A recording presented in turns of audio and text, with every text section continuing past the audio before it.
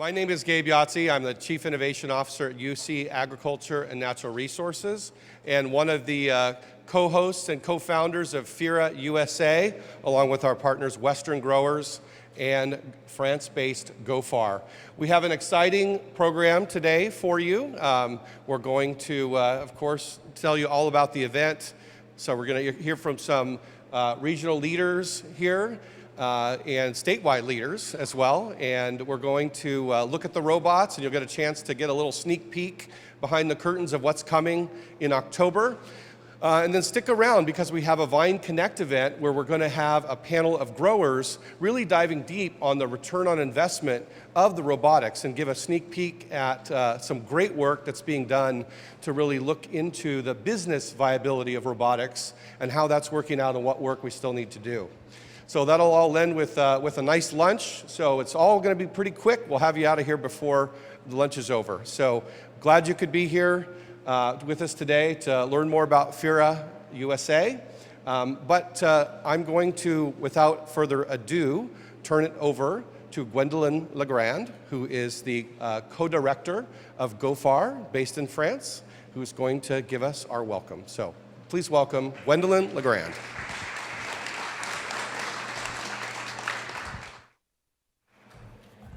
Thank you. Good morning, everyone. Sorry, I'm going to read. I'm French, and it makes sense for you. You will see. So thanks for being here today and for the official launch of FIRA USA 24. I won't take too long and let the rest of the officials and speakers take the mic. So my name is Gwendolyn Legrand, and I'm co-director of GOFAR, non-profit organizing the FIRA events. And here, Maya Allen, who is taking pictures, is also the co-director of GOFAR. And she will be the one presenting and having the tour with you for the presentation of the robots afterwards. So as you noticed, I'm French. Sorry for my accent. You're probably wondering why. Well, FIRA was born in France in 2016 for the first worldwide event dedicated to agrobotics and automation. Then, we had this crazy ambition to export the event to the USA. And in 2020, we virtually met with Walt Duflock from Western Growers and Gabriel Yahtzee. And we started co-organizing FIRA USA. While FIRA USA focuses on end users, farmers and growers, agrobots that represent real solutions for today's agriculture challenges. I'm pretty sure Secretary Karen Ross will also highlight these points.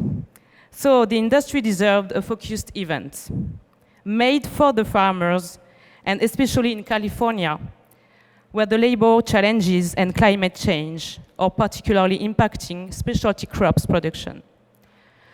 We are convinced that robots are the new era of climate-smart ag machinery. Firmly established in the US AgTech trade show scene, the outdoor event FIRA USA continues its California tour and will stop here in Woodland in this Yolo County Fair for its third edition after 22 in Fresno and 23 in Salinas. So please save the date. It will be here from October 22nd to the 24th. To continue to meet the needs of growers as closely as possible, FIRA USA 24 will notably offer an expanded range of robots and autonomous solutions for specialty crops, vegetables, and vineyards, as well as demonstrations on fruits and nut trees. Thanks a lot, and really enjoying having you here today. Thank you.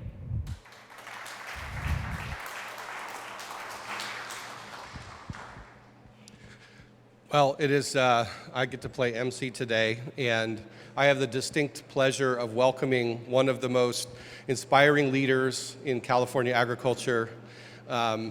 She traverses the state, she traverses the globe. She has this amazingly effervescent personality and ability to command a room of the smartest and best world leaders who are all captivated by her. And we are so lucky to have her in attendance here today and such a great advocate for California agriculture. Please welcome Karen Ross, Secretary of the California Department of Food and Agriculture.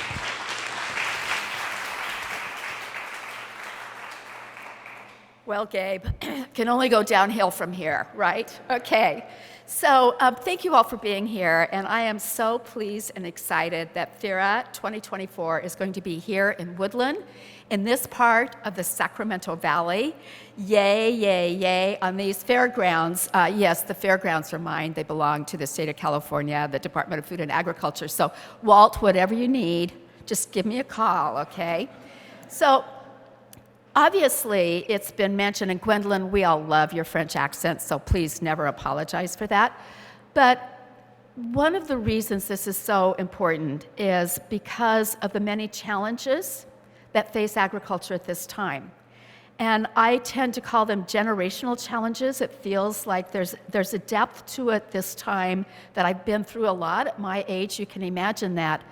But they are keenly having impact on major family decisions, and agriculture is about families.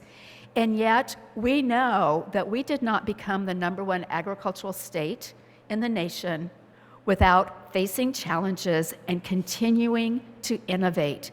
Innovation is the DNA of California, and it is also embedded in every generation of the family farms that are part of California agriculture.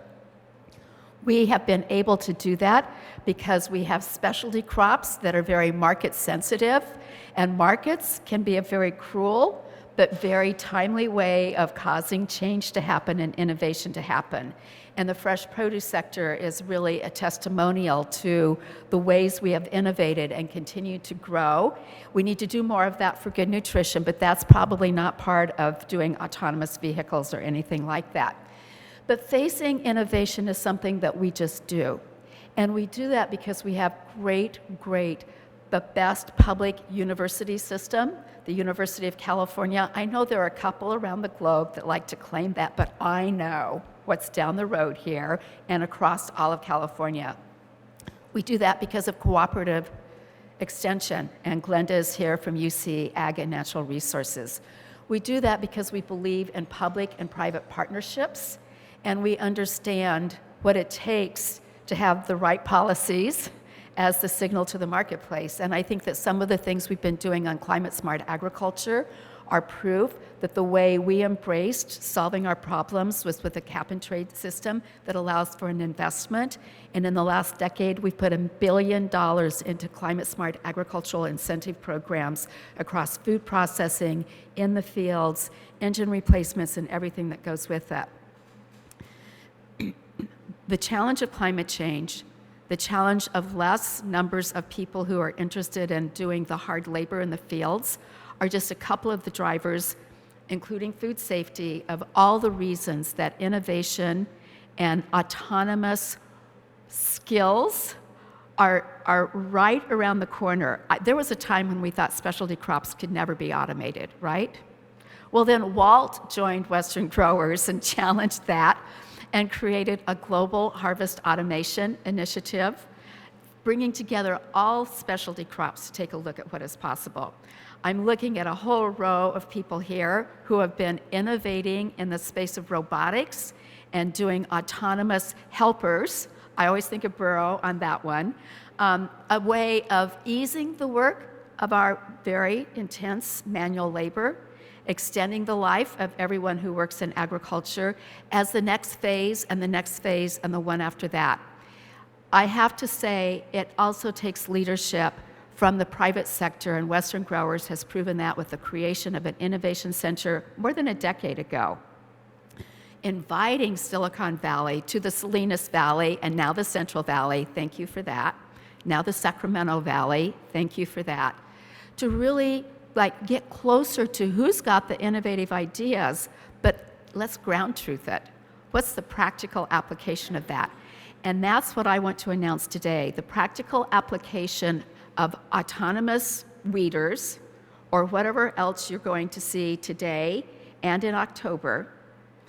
This is what it's going to be about, but it's for farmers. It's connecting what happens on the soil, on the land, with all the challenges we faced. Water quality, water availability, pests galore and more intensely because of climate change, drought and then flooding. All of the ways that autonomous helpers can help us, and I'll talk louder. This is going to be a showcase for growers, and that's why FIRA and all of its partners are going to make the entry for all 3 days of FIRA in October free to growers. So if you're not a grower, you're going to pay, but all growers are going to come in free, right? All 3 days, right? That's a really remarkable thing that we want to do because we're serious about. It's the feedback from growers that will help everybody with these pieces of equipment improve what they're offering. It's going to make it better for them to understand the practical application. It's going to help them because growers will bring some of their employees with them to better understand what are the workforce needs. We can't wait for the gadgets to be brought in. We have to work on workforce skills now, and that's happening too. There are commodity roundtables. There are really great workshops. I mean, what happened with FIRA #1 in Fresno was amazing. What happened with FIRA and Salinas was double amazing. There's a couple reasons why. How many autonomous weeders did you have? 10, 12? They planted acreage to be able to do demonstrations on site. And the day I arrived there were hundreds of school students out at the edges of the fields watching with awe. Think about the chance we have here in this community to bring in our high school students, our FFA students, our community college students to say, agriculture is exciting, agriculture is sexy, agriculture is where I want to dedicate my life, my purpose, to helping us grow healthy food, to help us be a part of the solutions to climate change, and to continue a reputation that we enjoy around the world. The best in quality, the best in food safety, the best in innovation, and just the icon of what makes California so flavorful and so wonderful as a place to live in. It's the food you all grow. So I'm looking forward to welcoming thousands and thousands of growers and thousands of students and thousands of vendors to show the state capitol 20 miles from here. This is agriculture for this century. And we may be facing transformational changes, but it is people who will lead it with partnerships. So thank you all very much for being here.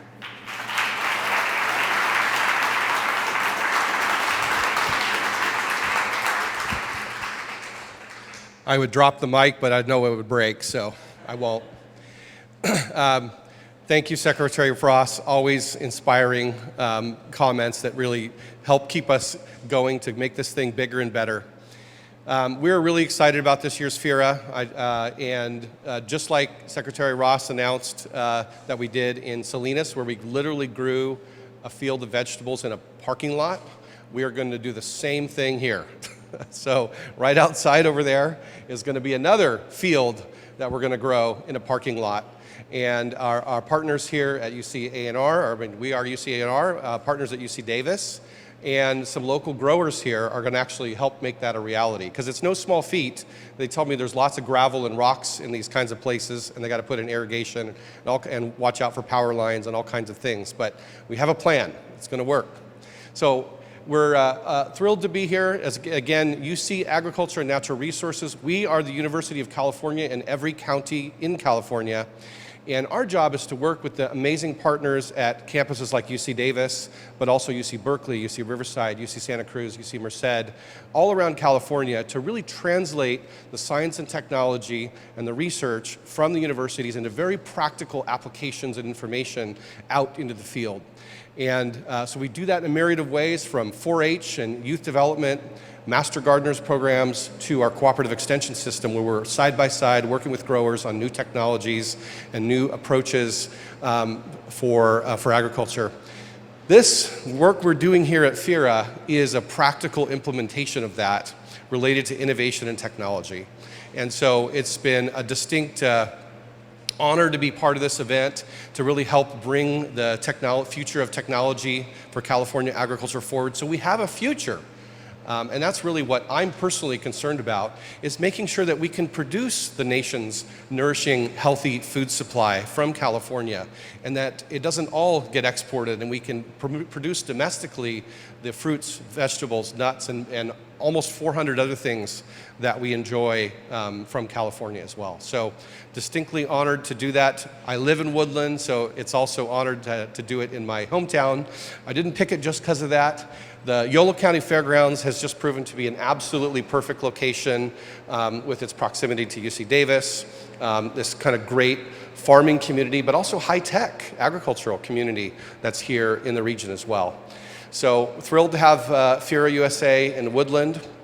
And speaking of partnerships, one of the most satisfying and rewarding partnership of my career has been with Western Growers and my friend and colleague, Walt Duflock. And Walt Duflock has a long and storied Silicon Valley career.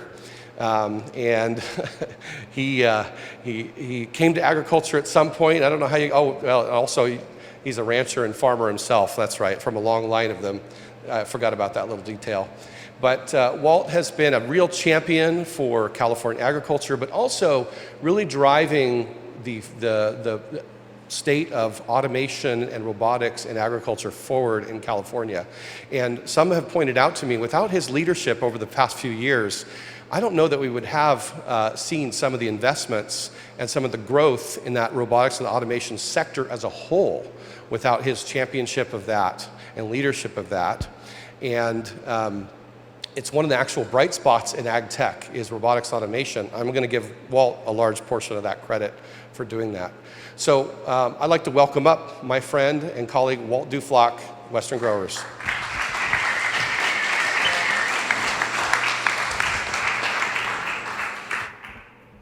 Morning, folks. Well, Gabe is right. There's a lot of ag in my history, a fifth-generation family farm in Monterey County. We do cattle, grapes, and greens. And when my folks split, I spent a lot of time in Imperial Valley summers, which was a sad day to be down there. But we did hay and cattle down there. So I've seen ag on both sides of the state. I did go to Silicon Valley after that, left all that behind, worked at eBay and a couple other startups. And at Western Growers, those two worlds came nicely together. And so we do spend a lot of time with automation and labor. And the reason we started FIRA USA 3 years ago, well, I guess 2 years ago for execution in Fresno, was because the Western Growers members, the 2,000 plus members that grow all the fruits, nuts, and vegetables we all like to eat, the healthiest medicine in the world, as we call it, they said labor is our number one problem. It's a problem in availability, it's a problem in cost, and the costs keep going up. And as a result of that, we formed the team that put the Global Harvest Automation Initiative together, and we realized one of the ways we can get technologists and growers interacting is to bring them live together in demos in person. So we flipped a bit in Salinas. We went from a conference format with a one-day bus tour out to the farms to a format where for all 3 days, everything's in one place, no bus is required. That's what we're doing in YOLO in October. So you will be able to walk out of this building, see the demos, and talk to the demos and the operators in real time during the whole 3 days. That was a huge part of Salinas' success, and really, we have two main missions at FIRA USA. Let the growers get in for free so they can talk to the startups and get the next generation of kids excited. Day 2 last year was fantastic. Nothing better than seeing 300 blue-coated FFA kids engaging with the robots, right?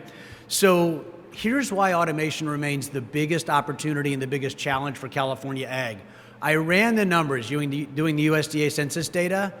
We have lost 4.6 million acres of California ag the last 25 years. I ran the math going forward with a straight line and a pretty simple spreadsheet. We will lose 8.3 million acres at current course and speed between 1997 and 2052. I'm a born and raised California farm boy. I'm in ag tech now. I think that's a terrible number. I do what I can to affect that trajectory, right? That is 29% of California acreage over 50 years. Here's the even scarier number. We're forecast at current course and speed to lose 58% of farmers by 2052, right? And there's a lot of talk about, are we gonna run out of acreage? anytime soon because of all the climate change stuff. I am here to tell you, we will not run out of acreage anytime soon. What we will run out of is acreage that stays in California, right? And if we don't get automation right, we don't get FIRA right, we don't get these startups some capital and some demonstrations with growers, that's going to accelerate. So I'll give you the high level there. We've lost all that acreage, and at the same time, Arizona, Mexico, and Peru have gained acreage. So my challenge to everyone here today is help us tell the story of how we can automate this to keep the acreage here, or it'll go elsewhere. And the downside of it going elsewhere, in Peru, just to give you guys some numbers, $465 million in ag exports in the year 2000, $10.5 billion in 2022. So where do we think some of that acreage is going? Go south, right? And so we want to get kids excited to work in ag tech. We want to get the startups working in ag tech. We want to get folks like Hawk Tower investing in startups that are working in ag tech. We want to get folks like Burrow to keep manufacturing, supporting stuff in ag tech here. We want to get folks like Gus in Kingsburg making their sprayers here. We want to keep FarmNG in Watsonville, right? I had Jimmy Panetta out to Watsonville to visit FarmNG, and what did he say? Walt, this is great. 40 engineers right in the middle of Watsonville by the airport building cool ag tech. How do we keep them here? And I said, Jimmy, that's why we brought you. Help us keep them here. So the challenge is twofold. Get the automation to do its job, help tell the story of it doing its job, and bring everyone together in October to FIRA. Last bullet point for me is we realize not everyone can come to FIRA, so we're bringing the work to them. Ben Pallone, my colleague who comes up next, he just released at the board meeting for Western Growers a couple weeks ago the first Western Growers case study. This is a study on carbon robotics laser weeder and how you justify as a grower spending $1.5 million for a laser weeder. It turns out by weeding a lot of acres with the laser weeder and doing the math. And so that case study is public. We encourage you guys to take a look at it. We'll be doing more of these for automation that makes sense. And in addition to the case study, we're going to roll a template out where you can do your own math, and a Western Grower Assist option where members can hire someone from Western Growers for a couple months to do the math for you. So we are excited about our mission to keep farmers farming here and to keep automation happening here, and we welcome all of you to FIRA USA in October, and I will introduce Ben Pallone to talk about the big event.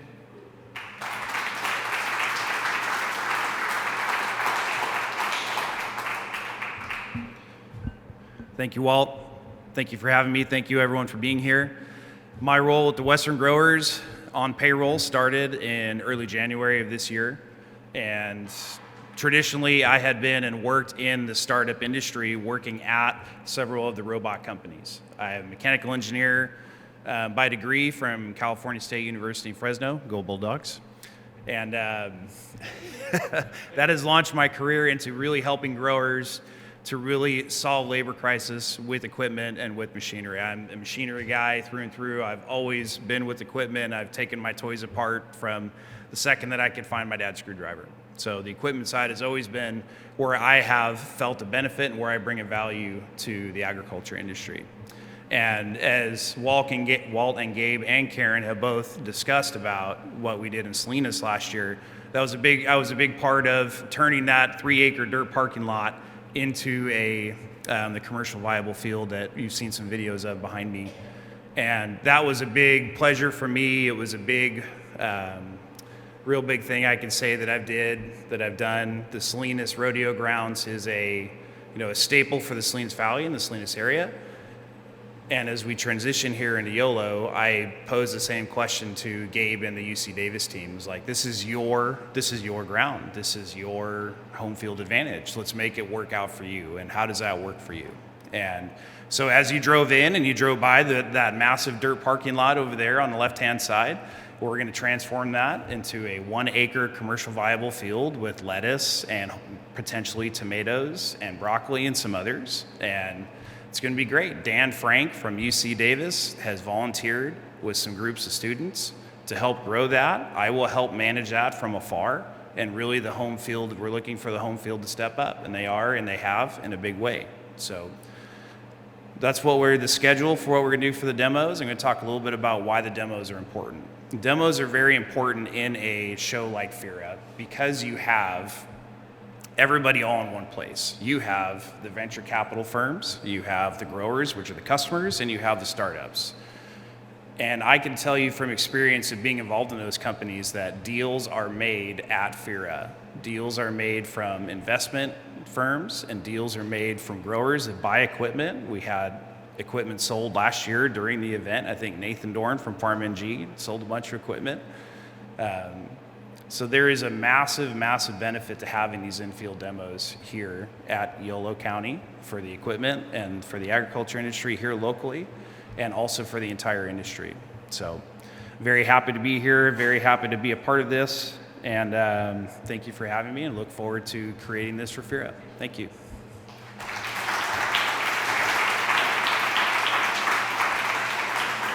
Thank you, Ben. I mean, one of the things, I didn't get to introduce Ben, but as I was listening to Ben talk, I was reflecting that, you know, the best ag tech leaders in California agriculture are the ones that know technology and agriculture in equally good parts. And those are rare people still.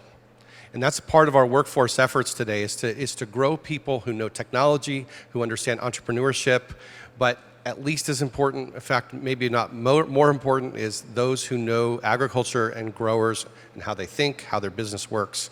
Ben is a perfect embodiment of that, and as are many of the entrepreneurs who are scrappy individuals making it work.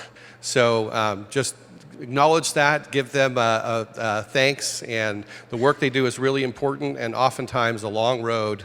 But we really appreciate you and the skills people like Ben bring to the table and are now sort of sharing with the rest of California agriculture after carbon robotics. So I want to give a quick shout out.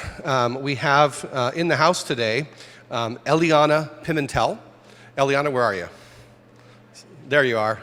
Eliana is a team member for Assembly Majority Leader Cecilia Aguiar Curry, who is a tireless champion in this region for agriculture in California, but also the Assembly member right here, former Mayor of Winters, and a leader who she wanted to be here today, but she's got a big job these days. So thank you very much for being here, Eliana.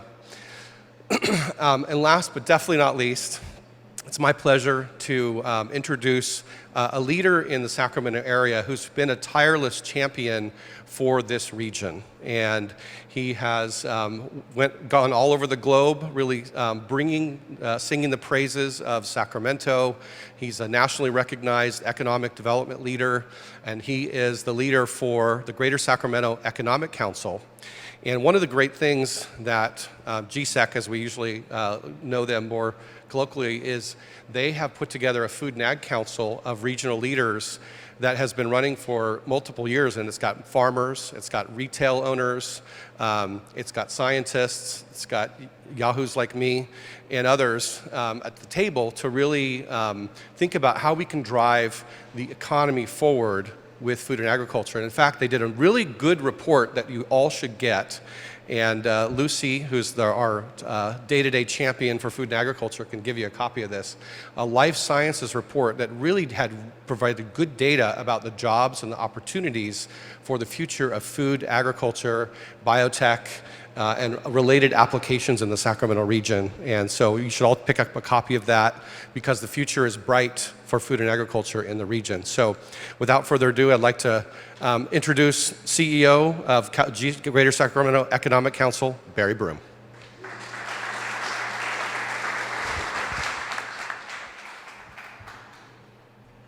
I'm thankful for the step.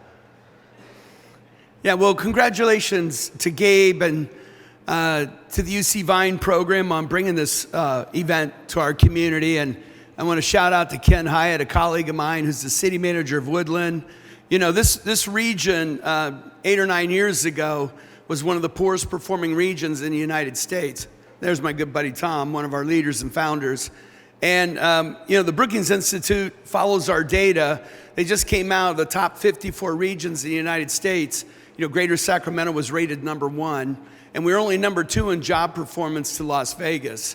So that's been a big shift in inclusion and equity, as well as regional sharing of the economy. And that's really, you know, the driving force behind our success is our science community, our agricultural science community, our food science community, our biomedical research community, and of course the UC, which is the backbone of innovation in our community, and now we're seeing the rise of Sacramento State. So I want to thank Ken and Tom, and I want to congratulate Gabe for this work, and we're here really to support FIRA and the work that's being done in Woodland, UC Davis, and Yolo counties. As you might know, we produce most of the basic research on the most high-valued crops here in Yolo. And of course, we're very excited about the chance to take advantage of robotics. We consider UC Davis still too understated. So everybody knows about the agricultural science and the capabilities around the food science. But we have a top 15 medical school now in the U.S., and we now have a new Chief Innovation Officer in George Baxter, who's joined us from Edinburgh. We have a new Global Head of Research, Simon, who's going to really, I think, elevate our game, help us translate science and do a great job. The Woodland Research Park, 350 acres, is coming online. What a great place for robotics platforms to be built and developed. And UC Davis is quite competent in robotics. And so what I like about this, someone was asking me, there's two things I've learned in ag. Number one, I'm from Ohio, so I baled hay at my aunt's farm. So my exclusive agricultural expertise is, how you bale hay. And then, of course, we would go down and work on her farm for 2 years or 2 months every summer because my uncle would let us drink beer and smoke cigarettes when we were 15. And we're like, shit, this farming thing is cool, So if you will go down and work for free on your aunt and uncle's farm, you can have a cigarette and a couple Bud Lights afterwards. And you're like 15 thinking, damn, this is the greatest industry in the world. And then everything I really learned about it was from the sophistication of my own community. So we're excited to continue to promote this industry. We're looking forward to, supporting this event. We're very grateful. We acknowledge the incredible pride and tradition and heritage that the agricultural community brings all of us in California. And I thank you for allowing me to be here today, Gabe, and congratulations on all your success.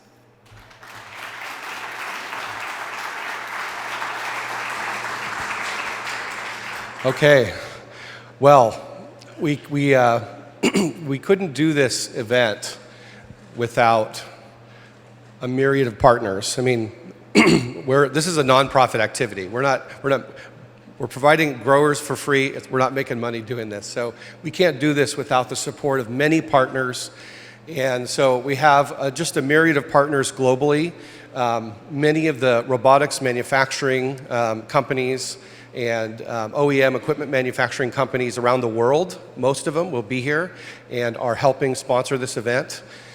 We've got partners, economic development partners from around California, like the Farms Food Future in the lower Central Valley. DART, who's going to, along with our friends Hawk Tower, are going to have a great drone pavilion here. We've got great media partners that are really getting the word out about FIRA globally. And of course, California agriculture, starting with Western Growers, California Tomato Research Board, Albans. So really getting the growers, California Farm Bureau, just an amazing array of partners to put this on. And we're still recruiting partners. So if anyone wants to sponsor or knows anybody, we need a little more help here. So we're thrilled to have you on board. Speaking of partners, one of the things that we are going to do new for this year is, we're having delegations increasingly from around the world coming to California because of this event. And it provides a really important access to market for companies and provides really a boots on the ground way. So we have Eco Robotics out here who's going to showcase their technology, and they're from Switzerland, I believe, if I'm remembering correctly. A great new entrant to the market that's really sort of taking things by storm. And so we're announcing for the first year, we're going to do a pre-tour roadshow of California. And we are going to start, if I'm remembering correctly, this will be the week before FIRA. We're going to start in the Salinas Valley. We're going to move over to the Fresno and lower San Joaquin Valley, and then we're going to move up here to Woodland. And it's going to be 4 days of intensive exploration with growers, with food processors, to really dive deep into the market and sort of have a beyond FIRA experience. And so we're really thrilled to announce that. Many of our FIRA partners will be able to showcase their technologies or their crops or their problems. And so another thing we're just excited about, and we have broad international interest in seeing California agriculture from a deeper dive level. So excited to announce that. And last but not least, before we close out today, please check out our brand new website, FIRA-USA.com, so you can see that. Please go back, download that press kit, take a picture of that QR code for the full press kit. And so that concludes the talking part of this. And what we're going to do next is outside, there's a number of different little teaser robotics for you to take a look at. There'll be the founders and company representatives there for you to talk to and take pictures, whatever you like, ask questions. So please do that, network. We are going to have that panel event at 11 o'clock, not too long from now. So please stick around for that. We'd love for you to stay, participate, listen, be part of this discussion as growers really get into the nuts and bolts of how technology is working for them and what we still need to do. So thank you all for being here, and we look forward to continuing the conversation as we head towards October. Thanks. Hearing about FIRA and YOLO, we are so excited for this year's event.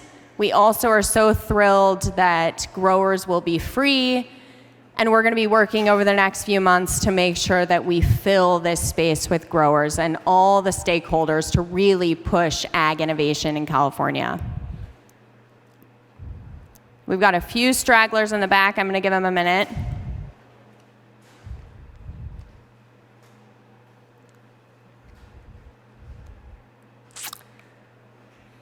So welcome to the Vine Connect YOLO.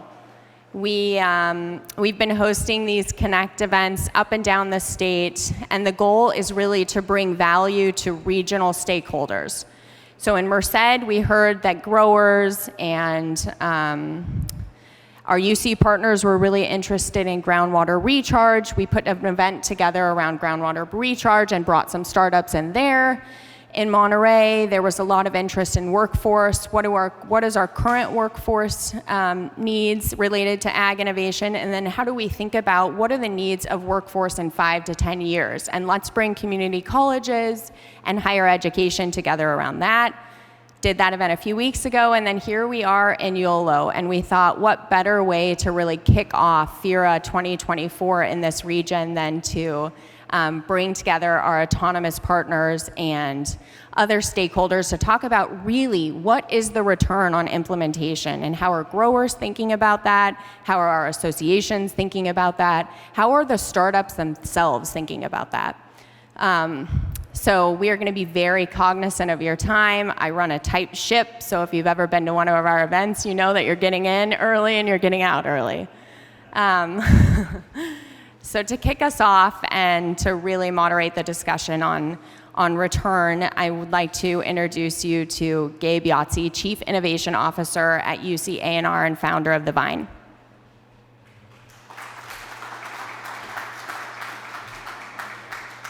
Hello, me again. So just a little more, let's see here. Do I have a way to click the slides forward? Okay, yeah, perfect. Next slide. So just a few brief words about the Vine. Really, our program is aimed at technology commercialization, workforce development, and economic development, building innovation economies around California agriculture. And I live and work out of this region, so we do it right here, but also in Fresno, in the Central Coast region, in Southern California. And really, we're building connections beyond that, too. So the Vine Network is really a connection of different partners and leaders that are supporting those three objectives: tech commercialization, workforce development, economic development. So we do that largely in the Central Valley, the Central Coast, Southern California, a range of partners from academia, community colleges, CSU system, UC system, some key industry players, venture capital partners, and it's only growing and growing and growing. We're connected globally, so we are a conduit to bring collaborators from all over the world to California and to bring innovations from California all over the world to grow and scale those companies and those solutions. So we're increasingly trying to be a global innovation citizen in the food and agriculture economy. Our core strategy are connect, build, and grow. So, without further ado, let's welcome up our panelists to just keep this all moving. So, you heard already from Ben Pallone from Western Growers. Come on up, Ben. Just you can hold applause at the end when they get here. Zach Begley, the director of the California Tomato Research Board. Zach, come on up. Alon Asher from Blue White, and David Ogilvie of Wilson Vineyards. Please welcome our panel.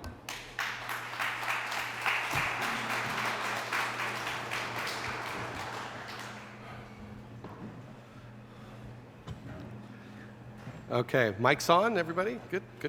All right, well, welcome all of you. So I'm going to start by just asking you to give sort of just a brief introduction and background about yourselves and your work.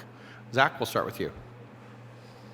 Yeah, good morning, everybody. Zach Bagley. I'm the managing director of the California Tomato Research Institute. So if you're familiar with marketing orders or commodity boards, we are the research commodity board for processing tomatoes here in the state of California. So we work with the 250 to 280 growers of processing tomatoes annually. Those growers producing about a third of the global production of your ketchup, paste, salsas, canned products, to understand their research needs and to work with UCANR and other research institutions in funding the solutions and the answers to those challenges that growers have in the field. So very interested in the conversation this morning, very excited about the opportunities in ag tech in tomatoes. That's cultivation and transplanting that we still need a lot of help with. Over the last several years, I've interacted with Western growers and with Gabe and the Vine and other groups around these questions. There's still a lot more questions than answers, but just in the last 7 years that I've worked in this space, a lot of those answers have come. So exciting time, exciting space. Thank you. Keep going down the list. Yeah. Hi, everyone. Hi, everyone. My name is Alon Asher. I'm the Chief Business Officer of Blue White. Blue White is an autonomous technology company. My background is from the tech side. I spent many years developing autonomous systems for the Israeli Air Force. I'm a system engineer and a reserve pilot. And we happily found ourselves leveraging autonomy in ag, especially in permanent crops, and providing solutions basically for growers to utilize their equipment and create better ability to produce food. The main activities are around multiple tasks, spraying, mowing, disking, and leveraging both the equipment and the implements that the growers have to have better productivity, a higher quality and precision throughout the farm, and very importantly and underrated, improved safety for the employees and overall for the business. Hello everyone, my name is David Ogilvie. I'm a fourth generation farmer for my family farm in Clarksburg, about 30 minutes from here. Got a Clarksburg fan back here, nice to see. We grow a lot of Chenin Blanc, and but yeah, fourth generation farmer, been growing wine grapes since the late 60s, and I came back to my family's farm in 2014 and quickly transitioned everything into being certified sustainable. And part of that, it being sustainable, is keeping the farm going. And with the rise in labor costs and everything, all the inputs that go into farming have increased, and so I quickly started looking at ways to reduce our input costs, and ag tech has definitely helped me there. We do use an autonomous tractor now through Kingman Ag that has been working wonderfully. We've been using it for 2 years, and look forward to talking about that and any questions. Thanks. Hello again, Ben Pallone from Western Growers. Western Growers is a trade association with 2,200 plus members of all growers and farmers in the fruit, nut, and vegetable industry. And I represent the innovation and technology side under Walt Duflock. I'm Senior Director of Automation and Commercialization. I work specifically with startups, with growers, and with VC firms in order to solve our membership's problems, which is labor crisis through automation. Well, thank you all for the introduction. Why don't you start by explaining either your technology a little bit more for Blue White, or technology you as a farmer or your members are interested in. Just talk about some of the technologies. It doesn't have to be, it could be really anything. You know, what are you excited about? What are you looking forward to coming? And what are you using now? So why don't you start as the farmer, directly farming first. You can go. Yeah, so as I mentioned, I'm using an autonomous tractor, and I think that autonomous tractors are kind of the next stage. I see it as the next stage of adoption. We had the early adopters, and I think that and I may be kind of on that side, but I mean, autonomous tractors is not new in the Midwest, from what I understand, but definitely in precision agriculture and in Specialty. Vineyard farming, for sure. So permanent crop farming. So it's something that it was kind of one of those big jumps to get into, but now that we're there, it's proving to be very useful, and there's nothing like waking up in the morning and going out and seeing your vineyard all mowed, and you didn't have a man driving a tractor all night. I mean, it is really wild. And when it first happened, I just couldn't believe it and thought, okay, well, now what else can I do? And we've pushed it and kind of taken 2 steps forward, a step back. We had some mistakes, but it's been really good working with the designer, Connor Kingman of Kingman Ag, and it's been a partnership where when a mistake happened and we took out, a whole row of vines, we worked together on a solution. And when we're adopting these technologies, we have to remember it's not going to be perfect the first time. And I really appreciate Connor's willingness to keep going at it, and I know that he appreciates my willingness to accept failure as a way to make the future better in autonomy. So I'm the next level, the next things that I'm interested in is kind of looking at how else can I use autonomous tractors during harvest, where and Connor is working on that. Kingman Ag is working on that, where the tractor is moving alongside our grape harvester on its own without a driver, and then once it's full, the gondola is full of machine harvested grapes, it knows to go to the unloading section area where a driver then hops on and does the unloading. So, and then sends it back to the vineyard. So that's kind of like the next step for us. I'm also very much interested in the weed control with autonomous instruments or ag tech. It was interesting seeing the machine outside.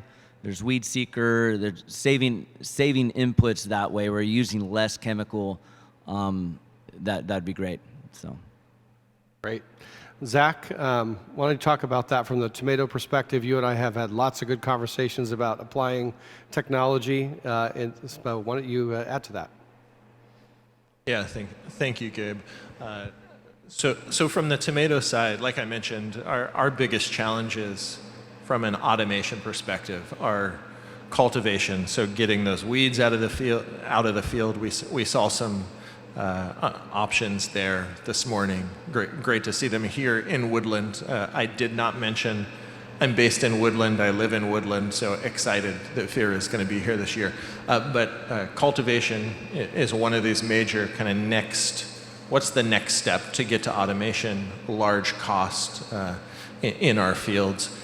And then the other thing is transplanting. So how do we get from finger planters, so one person with their hand placing these individual transplants, or 100% transplants at this point in the industry, where they need to go, to a crew of 30 people versus a crew of 3 people. So the step that we're taking as a research institute at this point in these 2 areas is looking not at how can we develop machines internally for this.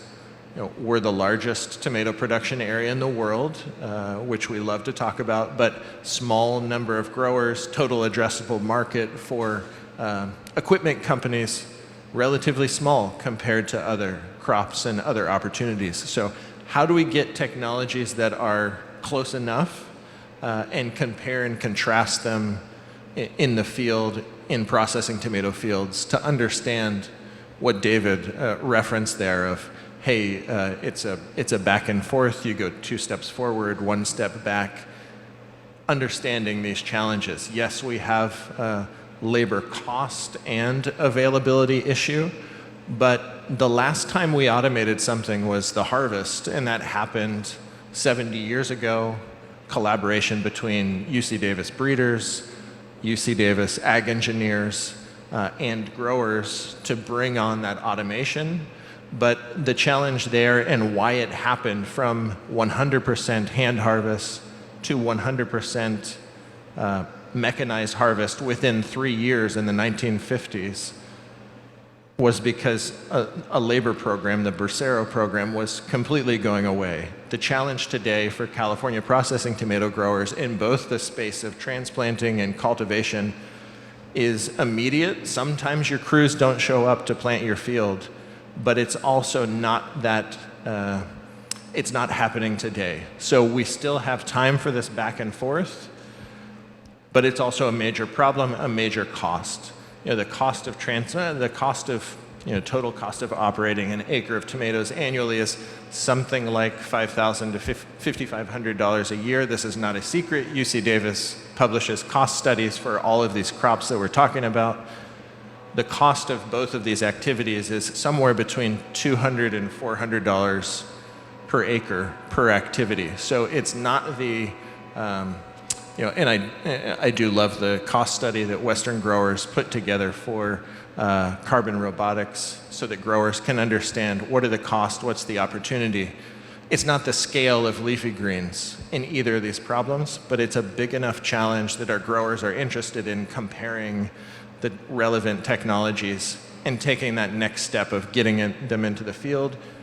On the side of transplanting, and this is the last thing I'll say before I hand over the mic, there are 3 different options, and growers have actively purchased those options for transplanters and are using them. This is not just test cases, this is real cases of use in the field. Thank you. Alon, why don't you comment as a technology innovator and how, what problems you're solving. And obviously you're excited about your technology, but tell us why you're excited about it, why it's different, and what problems that really you're addressing top of mind for the growers. Perfect. So we look at this on 3 layers. First layer would be the autonomy, the navigation side of things. Second would be the implement itself, the execution of the task. And third is the data and the user interface. Now, first of all, even on the first layer, I'm super excited about, I saw this transition from 2 decades ago where to have a robot similar like this in a decent amount of performance and ability to navigate without GPS and on a really safe manner, it would cost like 10 to 30 times more. So the reduction of cost from the sensor level, from the computer level, the availability of more open source models really assists to improve performance and reducing cost dramatically. This is one side. The second side is on safety. You look on the urban mobility, companies like Google and General Motors spent billions of dollars on trying to improve from 99.9 to 99.99999% of safety. And it costs billion. And to some extent, we here in ag, we enjoy part of those investments, like the technology being matured, knowledge being shared, and bring us to adequate and far better than a typical employee level of safety that could be implemented today.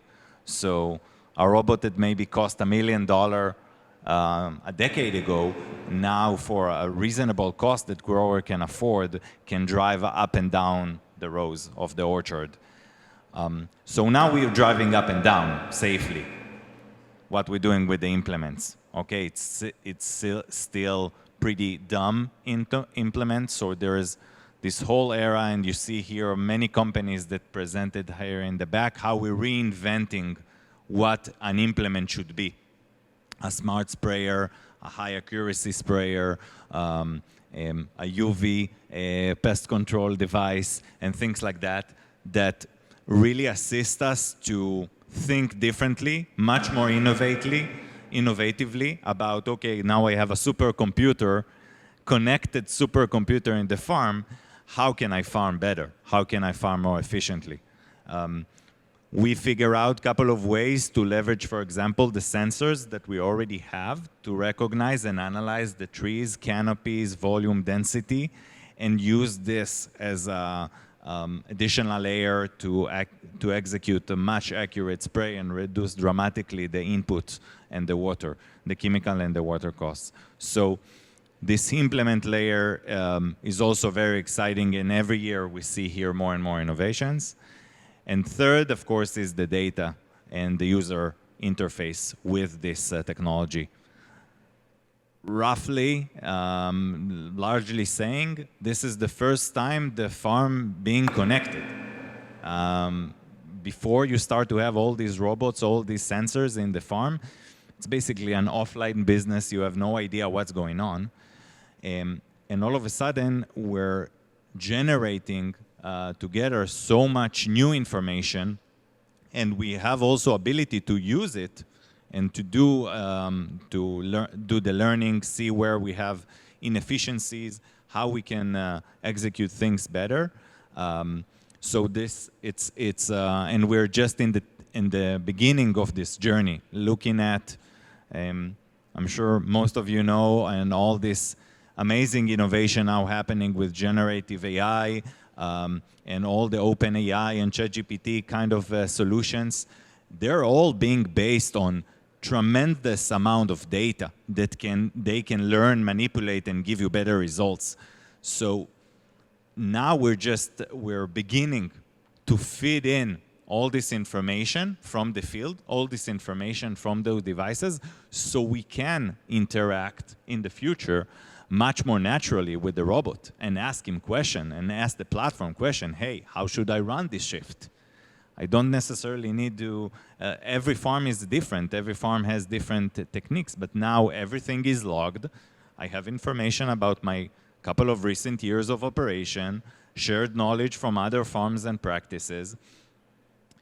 I can ask the robot in a live chat of, hey, how should I run the shift? How should I plant my next vineyard better? So I'm really excited on those three elements. We see dramatic advantage in all of them. So really looking forward for the upcoming years.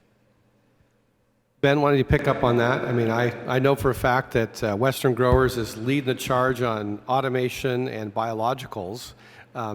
Expand on those, and what other areas of technology, say more about those, and then add anything else where you guys are taking really a lead role in a lot of this. What are you most excited about, and what are you focused on? Yeah, thanks, Gabe. So we've touched on a lot of the crops here in kind of Central Valley and up here in Davis and Woodland area, and I'll focus a little bit more on the leafy green sides, at least for stuff that I've seen and stuff that's working. And we have one grower here represented today from the leafy green side. We got Mark Mason from Nature's Reward. Thanks for coming, Mark. Mark is a huge proponent of ag tech. Every time I get something that they say, hey, I want to go try this, need to go catch data, Mark is the first person I usually call. What we're seeing a lot of in these spaces, and especially down in the Salinas Valley area, is the weeding and thinning, precision spraying, weed abatement. Those technologies are being implemented by growers, and they're being used every single day. If you drive through the Salinas Valley, you'll see a FarmWise machine, you'll see Eco Robotics, you will see Carbon Robotics, Stout, and others as a normal practice.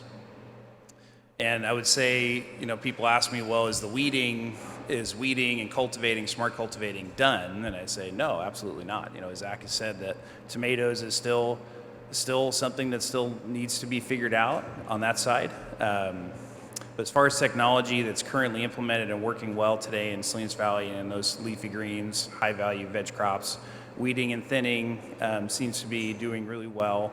It hasn't taken, it's not completely done yet. There are still a lot of different technologies still needing to be implemented. Carbon robotics is a great example of a new technology that's come in. It's the first time that laser weeding and lasers have ever been used in commercial industrial crops. And it's a very expensive machine, but it does provide a benefit. And maybe we'll get into a case study in a minute, but as far as some of the other things that we're seeing and some of the things that are really, what do we push from the Western Growers Innovation side, we're pushing on the innovation side that really matters to our grower membership. And as autonomous tractors and autonomy has taken a little bit of a back seat previously, we're starting to push that a little bit more forward because we definitely see where that can provide operator safety. You think about spray rigs running through the field. It definitely autonomy provides a huge amount of benefit to keep the operators safe and move operators out of the cab where they're predominantly running at night, and half the time they're watching something on their phone as they're driving anyways in the middle of the night, and they have to wear a full Tyvek suit and respirator and things of the sort. So autonomy is something we're at Western Growers are extremely excited about pushing forward. And some other things are what the industry is actually needing is Mark will tell me every single time I call him is harvest for the specialty leafy greens sector. We're still pushing really hard with that, with our global automation harvest initiative. And there are some people starting to get there. They're still in that stealth mode yet, but they're starting to get there. And we'll look to see what happens this summer if there's anyone coming to try out. But I'll stop with the train. All right, well, let's get to...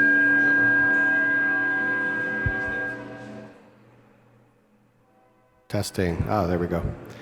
Let's get to the meat of the discussion about return on investment. That's the title of our panel topic, but I think actually Hannah said return on innovation. Actually, I like that too.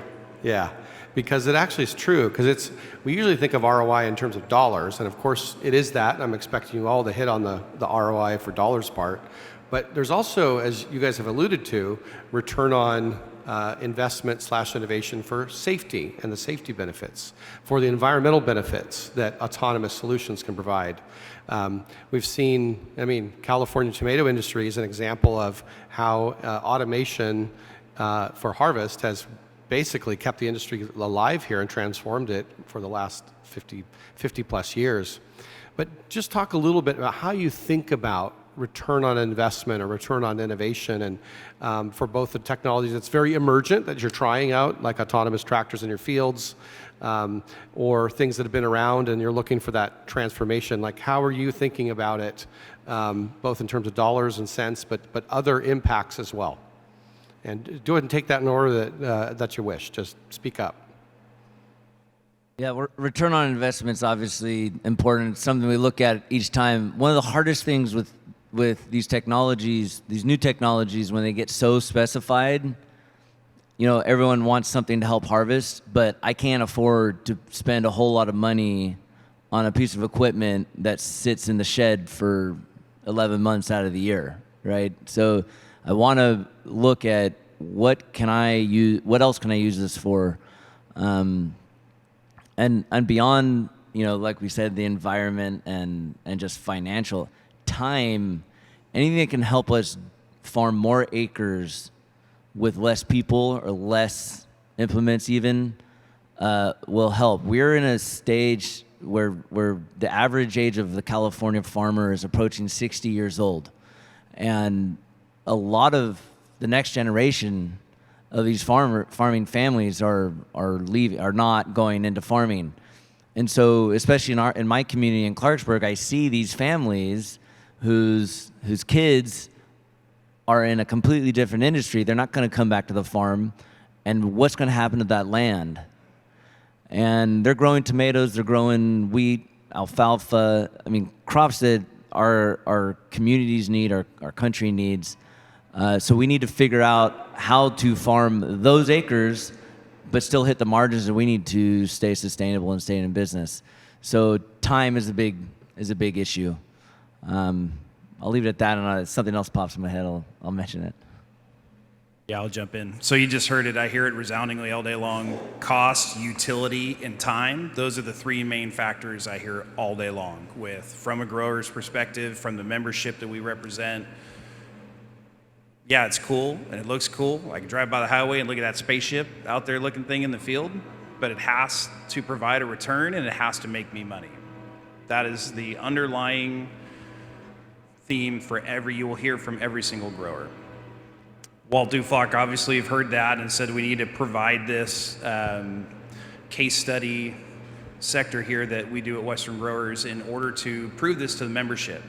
And the first case study we have released is carbon robotics. And really the theme here is that this is not a case study that is put out by the startup. It's not a case study that's put out by anybody except us at Western Growers that is deeply involved in this space. So this is an unbiased third-party review of these technologies from a grower who's had, you know, what qualifies to be run a case study is a technology that's been run solely by a grower for over a year or one season.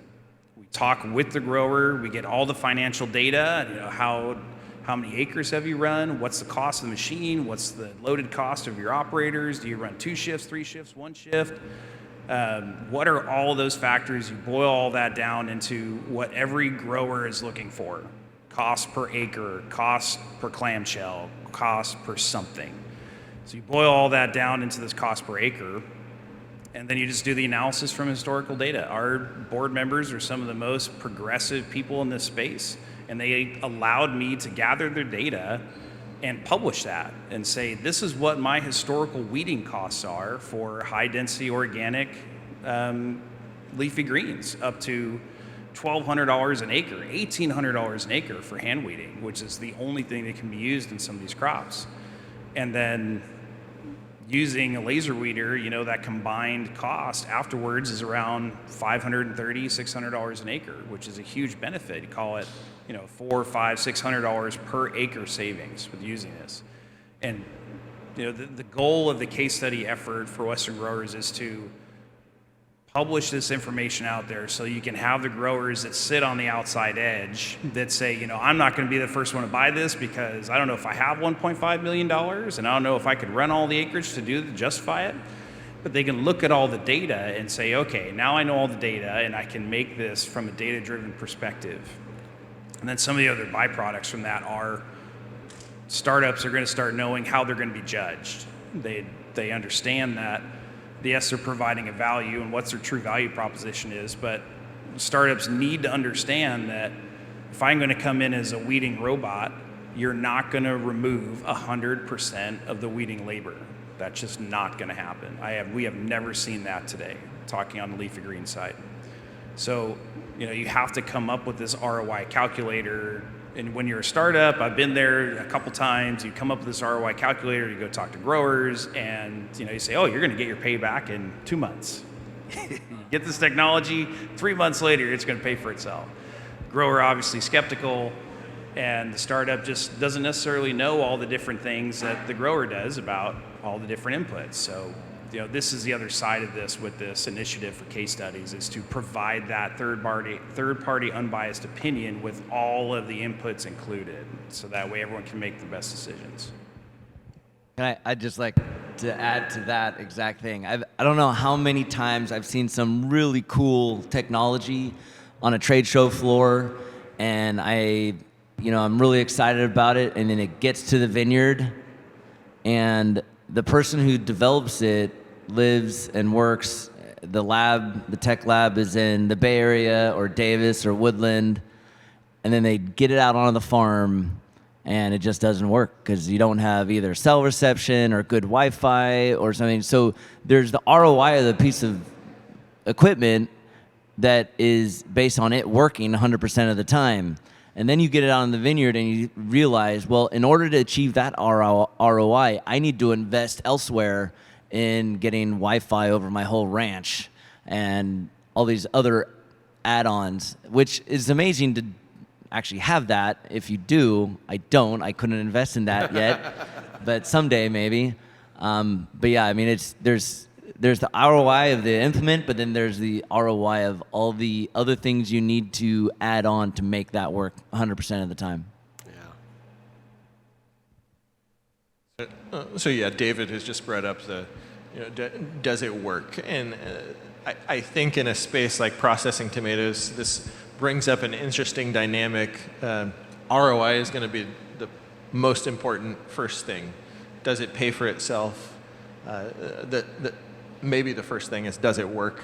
Can I see it work in the field? Am I a grower that once, here's what's happening, does it do the same job? But this question of, does it do the same job, at least in our space, is really where we're challenged. We've got the ROI of these transplanters, we've got the ROI, we're working on them for cultivators, but there is a trade-off, and in our space, especially here in California, where our costs are so high, whether you're talking about regulatory or cost of irrigation and cost of water, we're thinking about where are we differentiated? We're differentiated on yield and on quality. And if any of these technologies that reduce our cost take away yield or take away some of our quality, then we're taking away those differentiating things that keep us in business and keep us going as a commodity crop globally. So as these startup companies come up with these technologies, put the ROI calculations together, make it do the job in the field, but how is it going to perform against humans doing that job? And that's a high barrier to entry. I understand that, but how is it going to be different? And is it so different that you're taking down that quality or you're reducing yield? The other thing I'd say, how many people in this room listen to the podcast Modern Acre? Yeah, so great representation there. So Tim and Tyler Nuss, they've done a couple hundred episodes at this point. Tim is on my board. I'm bringing him up because he said this publicly on a podcast, so I'm comfortable sharing it, but they've interviewed hundreds of startups. The one piece of technology they're using on their tomato operation starting this year for automation is finger weeders. If any of you are familiar with this technology, it's the $12,000 answer to the $1.5 million carbon robotics robot that for something on large acres and lower cost per acre is actually effective. So there's going to be this huge kind of range of here's the technology options, what's needed on these individual farms. So I would like to... 1-1? Yeah, you're good. Okay. You asked about return on innovation. I think, and this is where we should start, because these technologies are not luxury technology to improve margins and profits. These technologies are become necessity to survive. They become necessity to build a resilient business. 3, 5, 7, 10 years from now. The current trends are no one gonna work in the farm. Maybe David, in your farm is different. You have this really nice vineyard and everything. But no one gonna work in the farms. We can't find the people. We don't have them now, and in the future it's only gonna get worse. We can't afford them because of inflation and cost.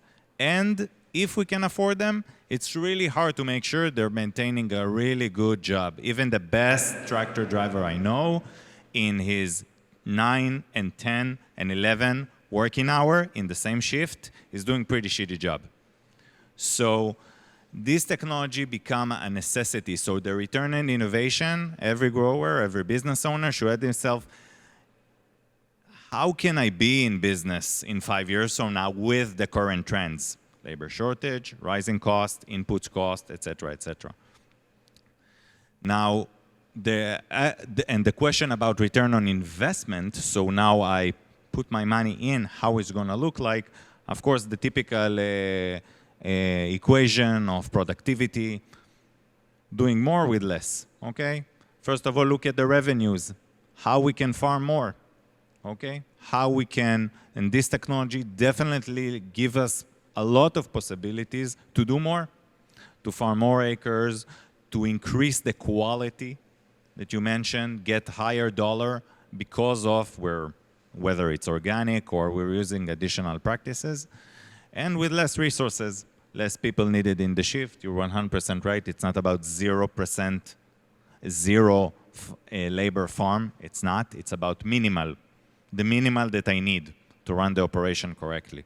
So minimal amount of people, minimal amount of chemicals, minimal amount of also of equipment.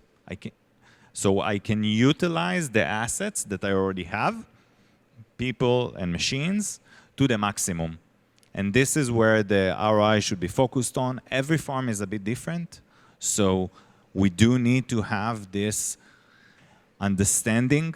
And I think what you mentioned, Ben, on the calculation and working together and making sure there's clear set of expectations between the technology vendor and the customers related to this operation. Okay, it's not a cookie cutter that if it works for you, 100% you're gonna get the same value in every location. And looking at the adoption curve, there is adoption curve even in the farm. The value on day 1 is not the value on year number 3. Okay, because you utilize it better, people are getting more, understand how to utilizing, doing less mistakes, and run it for more hours. So again, kind of like as a summary, we have to innovate. We're not in a situation where we can just sit on from the side and do nothing and just hope for better financial outcome for our business, because it's not going to happen. And we need to utilize this technology as much as possible.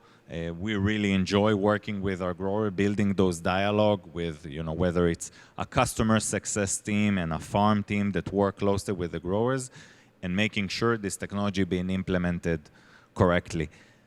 Every day, our customers tell us how they save money that we didn't even anticipate, from reducing cost for PPE or for the training of equipment, or the guys that hit his elbow and not working for 2 weeks, and no one really counts for that.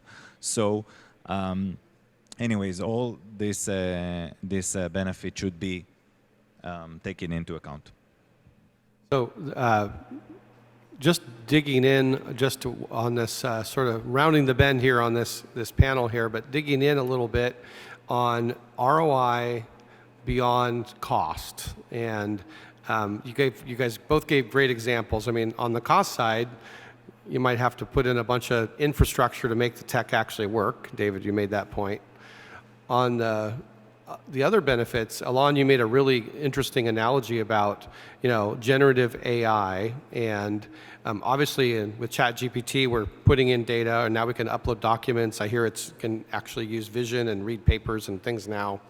But ultimately, that's what these farm machinery will become smart data collectors to train large language models. And do you guys feel that data will become a really key part of the ROI to make the technology work better and smarter? I mean, is it there yet, and is that coming? I think you alluded to it, Alon, but how are you feeling about ROI beyond cost and time is a good one you added, David, for things like data collection, even though it might not be perfectly useful at the moment, it's going to become more and more useful. And as these solutions start to emerge, things like labor efficiency will increase because you'll start to figure out new and smarter ways to use less labor. So just any comments you have about ROI sort of beyond cost and time that you think about that are either here now or that are coming? Yeah, sure. So data is a mean, and a good mean, to get to the results that we want, which is really high utilization that leads to really high productivity. Again, currently the farms, majority of the farms are like an offline factory. Okay, think of it like a factory in the 50s, okay, where everyone is a manual labor and you come to the shift and it is what it is.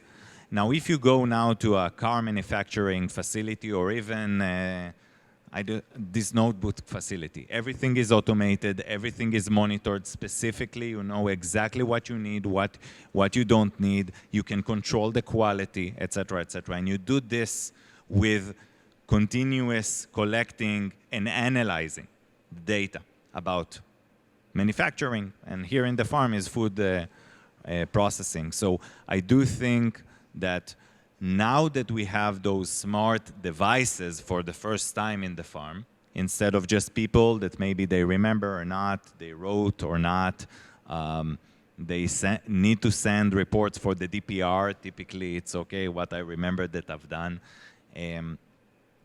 Now those machines are logging everything that we're doing, and we can analyze. And of course, those AI and big data technologies assist this dramatically to better understand where we are and where we can be and what we can do about it. Okay, again, just sharing, the majority of our growers were surprised to see their productivity or efficiency numbers for the first time, their current ones. We are overestimating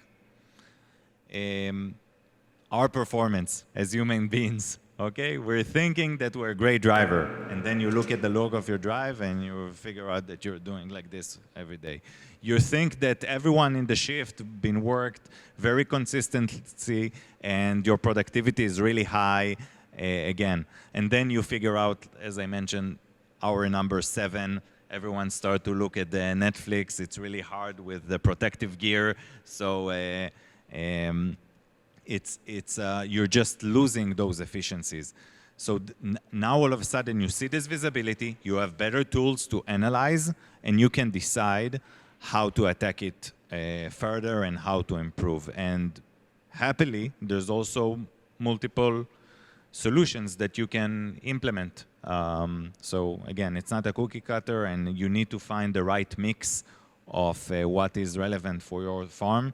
I think the companies, we as an ecosystem of technology provider should look very holistically and assist the growers to do the connections. We work with a lot of smart implements company, data company, farm management application company to make it a connected solution, so everything will be connected to one another.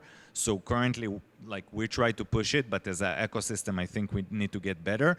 And also, dealers. I think dealers have a really important role in this. as they're become or been the trusted advisor for the equipment, for knowledge, and we need to give them the tools to continue doing this, but as a technology base, as a precision technology solution, data-oriented, that this relationship can keep on going and be 21st century appropriate, I would say. Anybody else want to comment on that? Yeah, thanks, Gabe.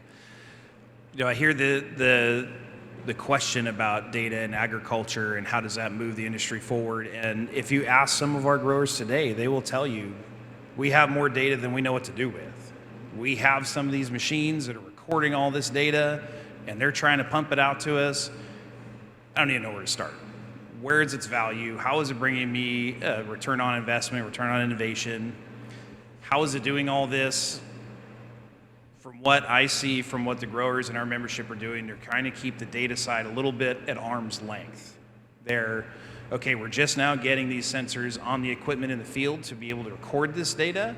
And some growers are being very bullish on this. And I know one grower that's hired their own data scientists, and they have their own internal data storage management system. And they are creating their own internal ERP system, all these things. But these are massive infrastructure burdens that saying that a growing operation is now, you know, a data harvest facility instead of more harvesting crops. It's an interesting thing to think about. I think, you know, all the growers will say, well, if a startup provides this for me as a service or whatever, am I really going to trust them to be able to say, you know, your yields are better if you do this, if you plant broccoli over lettuce, or do this or that? Your harvests are going to be better, your yields are going to be better at this time of the year, that sort of thing. A grower is going to look at you in the face and say, don't tell me how to farm. And don't bring your technology and tell me how to farm. That's something that Jason Gianelli said on that Modern Acre podcast, right? He said he had someone tell him that he was farming old school and he needed change. And his words, I quote, was, I was flabbergasted by that. No grower wants to be told how to farm. That's kind of the crux of this, because you're having these startup companies trying to tell farmers how to farm from the data that's been collected off these machines, and there's a little bit of push and pull there. So, you know, how does it land? Does a growing company start investing in data scientists in their own program, and that's a lot of overhead? Or is there a startup that does that? Is there some sort of co-op data management for this side? I make no mistake, I believe there can be some massive benefits to this, and there's a lot of low-hanging fruit to be able to solve with some of this large language models and agriculture data. It seems like a little bit too much of a mess today currently, is what my perspective is. Yeah, I would largely agree with Ben on that point. I would add to it in just a small way by saying there's the challenge of the data, but then especially in managed irrigation systems where you're using subsurface drip and managing by the irrigation block, whether that's 11 acres or 20 acres or 120 acres, you don't have the opportunity, you don't have any levers to pull once you have all this great data and have it packaged in a way that you can actually do something with it. You know, the yield is less in this area than it is on this area, or I need more fertility over here versus over here, or I've got a fungal problem in the middle of the field but not on the edges of the field. If you're managing by the irrigation block, which no one's advocating going away from subsurface drip, you know, it reduces water use by 30%, it increases yield, at least in processing tomatoes, by 10+%. But our ability to manage because of fertigation and because of those irrigation blocks on a precision level just doesn't exist. So there's a gap there. Yes, it's the data, you know, how is it packaged, how can we use it, but it's also what are the tools in the field that we can actively utilize with that data. So I'm from the Midwest, I'm from Indiana.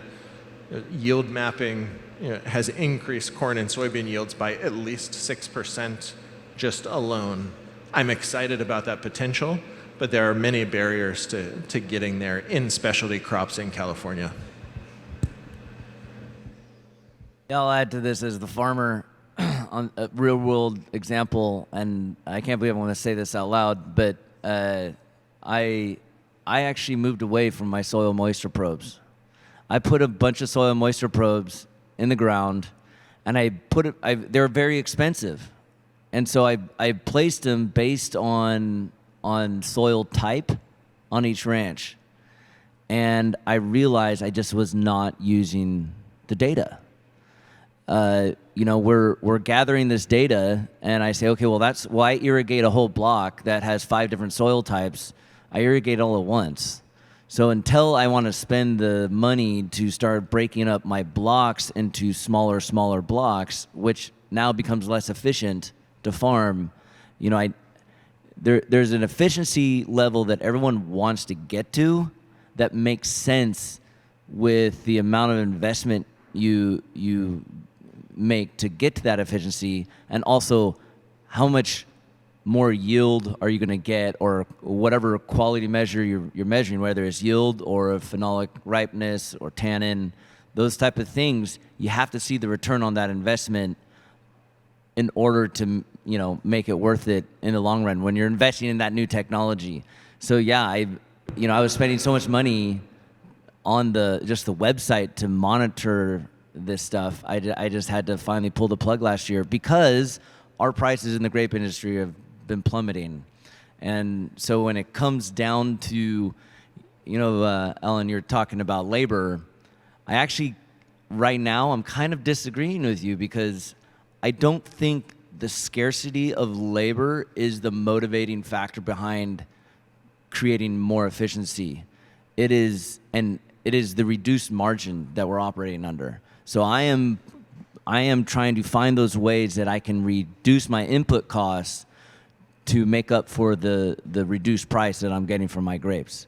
And that leads to less labor, right? So our labor in California costs a lot more than the rest of the country generally in farming. And we're not talking minimum wage, because there's the minimum wage in California, and then there's the actual wage that is the going rate. And as the minimum wage goes higher, my lowest man is making about $27 an hour loaded wage. So we're trying to reduce our overhead or reduce our manpower to make up for that loss in margin that we're getting from a market that's in oversupply. Perfect way to wrap that up with a bow. We have just a couple more minutes. I wanted to open it up to some questions in the audience. So please raise your hand with a question. Yes, sir. Yeah, get a mic just so we can hear it. Yeah, there we go. Howdy, good afternoon, good morning. Jorge Zavala, Catholic Charities here at Yolo Solano. Here just more interested on the workforce side of things, as we do a lot of support for the farm working community, connecting with social services, workforce development opportunities, all sorts of stuff, right? So on average, this question's for Ben, for folks that have implemented this machinery, what's been the average workforce reduction? It's not 100%, down to zero, but you'd say like what, 20%, 10, 15, because we're trying to stay lean for the margin. I totally agree with you as well. And same thing with the profit margin with not just grapes, but also almonds and pistachios, right? And pretty much it's all around. So what kind of effect is this going to have on the workforce? Yeah, thank you. Good question. So, and remember, this is not a reduction of workforce, it's a reallocation. Every single farm that you talk to today is not, we just had to let some people go because of, we got this great innovation now. It's now this person is upskilled to do this. This person's now driving the tractor instead of out in the field on their knees and hands and knees pulling weeds. But specifically to talk about this labor reallocation with some innovation, in the carbon robotics case study, you'll read with Braga Fresh that they hire all domestic labor and they have all their own weeding crews, and they were able to reallocate 21 people with 2 carbon robotics machines from on your hands and knees pulling weeds out of the ground and high density spinach and mixed leafy greens to now on the harvest crew, and they're making substantially more from being on it from a weeding crew to a harvest crew. So there is that side of it, and it really, for someone to say that it's a removal of labor or we're taking jobs or that sort of thing, I'd say that person is a little bit uninformed to see that. Come drive around with me. I'll drive around to 100 different growing operations in a day, and you'll see that that's not the case. And anybody else want to share? We combat this issue quite a bit. Where there's a narrative where it's like, well, all this automation is going to take all these wonderful jobs away, right? We're talking about very dangerous, dirty, dull jobs in some cases that if we can make them safer, easier, better, it's our imperative to do that. So do you have any other thoughts or just even a quick story about how technology has made that happen in your worlds?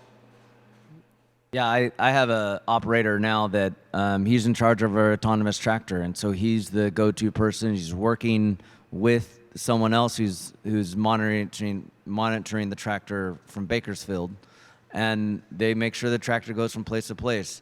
It is totally a reallocation of labor. But and on my family's farm, we've never fired anyone because now we don't need anyone anymore. They're always invited back, but as the workforce through normal attrition happens, we're not hiring again. So we're trying to farm more with less people. But the step further is as these technologies come into agriculture, it gives young people a whole nother exciting way to be in ag, to be engaged with ag. And so you're going from a place where 50 years ago it was, if I want to come back to the family farm, I need to know how to drive a tractor, to if I want to come back to the family farm, I need to know how to code. And that is, to me, is really exciting. And I've been working with our local high school ag program to try to kind of further this ag tech idea at a younger age, not wait for kids to lose interest in agriculture and then find it later on. I want kids to go to college, the school of UC Davis, I'm an Aggie, School of Ag, and learn how to code for a tractor. That's the future. I've got one quick story. I was working at one of these ag tech companies, and there was a large grower in the area, and he called me and said, Ben, my son's going to college, he's doing mechanical engineering. I'm a little bit sad he doesn't want to farm. He straight out told me he doesn't want to farm. He ended up being my intern, and he worked for me for the whole summer, and I just showed him all the stuff that we're doing and the other companies are doing and that sort of stuff. And as he was leaving, he said, Ben, if I could do this type of stuff, then I'll want to farm again. I'll farm the 8, 10, 12 hours a day, not the 18, 20, 24 hours that my dad is doing to run our farm. So I really see that as a benefit. That's something that it was a few years ago that happened. And on this topic, first of all, I think thank you guys also for the Vine and everyone's here on promoting this aspect of ag tech is an important part of the future of this region, this community, this area. The diversity that we have across the team, in our team and in our customer farms, in terms of old and young and women's and men, people with disabilities that are now have access to participate, have the ability to participate, is amazing. The amount of people that are not required to have all this, whether it's a physical ability or willingness to drive a heavy equipment, dangerous machine for 20 hours. This is the only way that you can participate in the farming activities.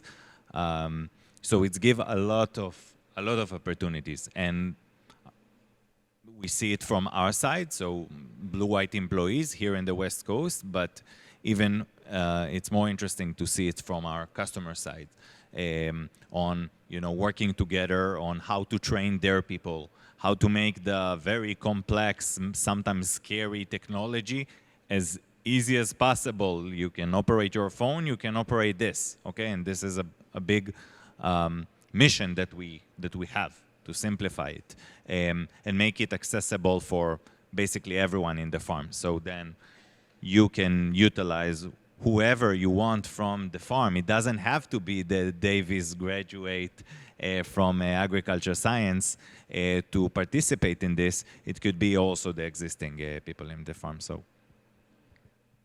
All right, Zach, bring us home with the panel. The last comments could be on anything like what's the promise of the, oh, another last question. All right.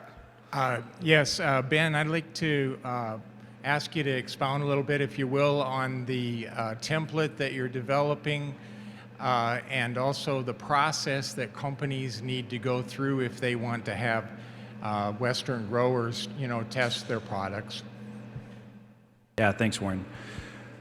The template it's to be quite honest, it's a template, but it's also a learning curve. And Warren's referring to what Walt had said earlier, that if a grower wants to analyze their ROI on this ag tech equipment, the WGA is willing to help with that. We provide resources, and some of those resources are, I have a very easy spreadsheet that I've just created with a bunch of formulas in it and stuff that can provide that analysis for you, for your operation with your numbers, and to provide the numbers you want to see. And a lot of that is an education for growers to understand and record all the numbers that actually just go into that spreadsheet. That's what I've seen as kind of the biggest aha moment, is that the growers actually have to understand all of those inputs that go into that spreadsheet, and then the math is very simple. It's plus and minus from what I've done previously, and do I get a payback at the end of the year? So we're providing that. We're also providing a resource to help growers and provide them with an intern or a permanent service. We're trying to figure out how all that stuff works. That's Walt's. Walt's figuring that out. And as far as how you can reach out to us, I believe the email is just innovation@wga.com. Just send us an email and say you're interested in the template or someone to come alongside you and help you. And as long as you're a member of the WGA, we'll help you out. Okay, I was going to end it there, but Mark Mason wants to ask a question. I can't deny him. But anyone else, you got to come up and talk to us afterwards. But Mark Mason, last question. You got the floor. Thank you, Gabe. Nice panel. You guys did a great job. So question I have is, so I work for a farming company in Salinas, so we farm fresh vegetables. So you could have the best tech in the world. ROIs are great. Implementation is the challenge, 100%. So just a comment, if you guys could maybe tell me some of your best ideas on how you would implement some of this stuff, because that's what we run into, is that, again, it's the best thing since sliced bread, but nobody wants to use it, and I'll leave it at that. Thank you. Oh, just sir, open it up another hour conversation with that one. All right, give a quick answer to that one, and we can talk over lunch about the rest. Mark, great question. It comes down to how do you actually use it in the field? How is it practical? How does it work for your operation? I'm just going to give a quick example of this automated planters that I talked about. What the growers who have purchased this equipment in processing tomatoes have figured out is, unless they have a dedicated employee, and maybe that employee does something else for 9 months, but for the 3 months that they're planting, unless they have someone dedicated to that equipment, that technology, they are going to park it and they're not going to get payback on it. So you've got to hire somebody, and that's a barrier, especially to a smaller operation. And that's just how this has worked in many of these. I don't know that that's the case for all of them, but in most of them, you have to hire somebody that's upskilled. That's my answer. I can share with our experience. First of all, typically when you need someone to be a point of contact that has a bit more attention that he can pay to and have this ongoing conversation. Probably the first thing to do is setting expectations, setting the right expectations about what this is, how it's gonna be implemented, how we're gonna get this value throughout time, set quick and easy wins, I would say, also to get buying in the organization. Maybe someone paid, signed the check, but still there's a lot of people that, they're not really familiar and want to see what is it about before they're getting more and more engaged. And at least from us, from the provider side, as an approach, we're not saying, hey, here is the robot, here is the manual, good luck, because it doesn't work. And also, your utilization, correct utilization, this is our success. Because you will be happy and you'll get a new one and tell your neighbor. And this is for the group of vendor here, we do need to put the extra effort and resources and attention to support this correct implementation in the farm. Every farm is a bit different. Every business have a different needs, and like work together on how to get there. We have a couple of guys that we even assist them to hire people, and things like that. So it could be a wide range of things. But this is definitely a really important topic to align before you decide that you're going to go on something. Mark, you and I have talked about this specifically. I'll spare that conversation for another day. The way I've seen it in big operations is that you essentially have an internal service department. You hire or you get people from your organization and say you are now an internal service for your farm. And you are, call it a weeding or spraying or whatever your ag tech is. Grimway does it great with Jarrett Riley. Jarrett's fantastic. Jarrett is just an automated services provider for their entire farm. The ranch manager will just call Jarrett and say, hey, I need 6 laser weeders out here in organic carrots tomorrow. And he'll go out and do it. So that allows him to have his own operators, his own people that he trains, and all the companies will train. And he's using, Eco Robotics on their smart sprayer. It's fantastic. They're also using Carbon Robotics laser weeder. They're using an automated thinner from, I can't remember the name of the company.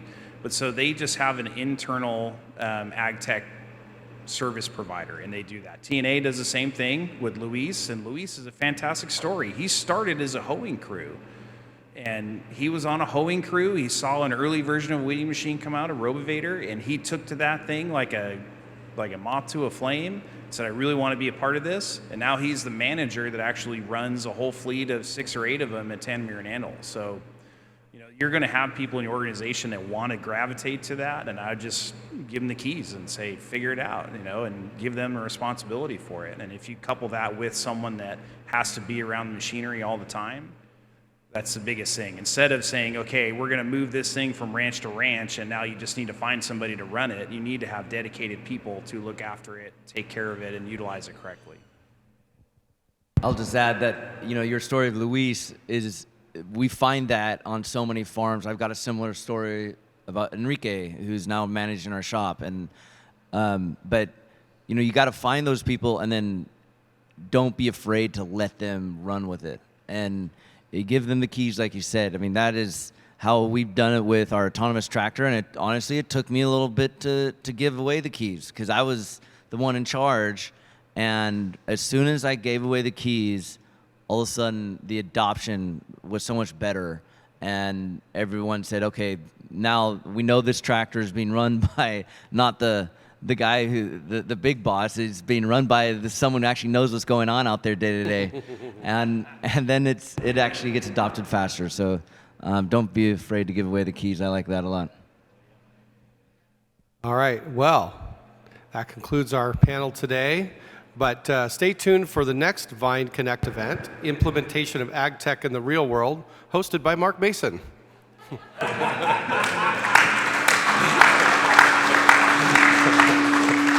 But seriously, folks, please give a warm round of applause for our panelists today. Thank you very much. So please enjoy some lunch, continue your networking. Thank you for all coming today and sticking to the end.